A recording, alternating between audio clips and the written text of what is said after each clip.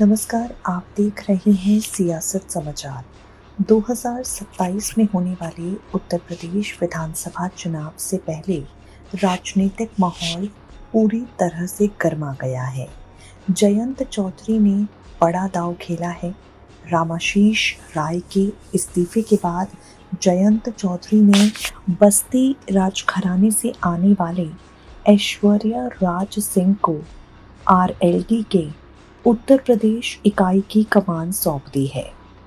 इस नियुक्ति के बाद आरएलडी ने विधानसभा चुनाव को लेकर अपनी रणनीति के संकेत दे दिए हैं।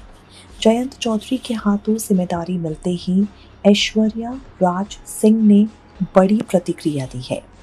नई जिम्मेदारी मिलने के बाद जयंत चौधरी के करीबी ऐश्वर्या राज सिंह ने साफ साफ कहा, पार्टी 2027 के विधानसभा चुनाव में उत्तर प्रदेश की राजनीति में अपनी भूमिका को और मजबूत करने की तैयारी कर रही है।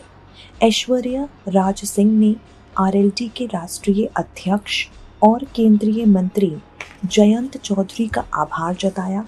इसके साथ ही कहा, मुझे जो जिम्मेदारी मिली है उसे पूरी ताकत के साथ निभाऊंगा और पार्टी की उम्मीदों पर खरा उतरने की कोशिश करूंगा।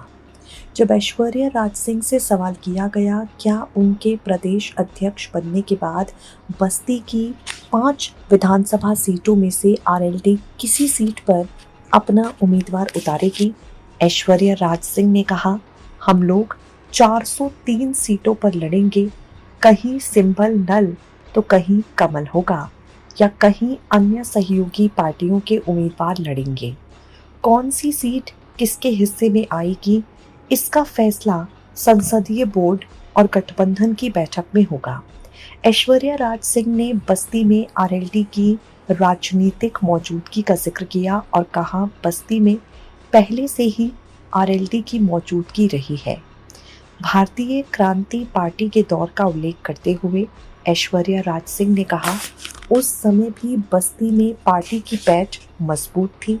पूर्वांचल के नेता को प्रदेश संगठन की कमान मिलने के बाद आरएलडी के लिए इस क्षेत्र में विस्तार की संभावनाओं को भी महत्वपूर्ण माना जा रहा है।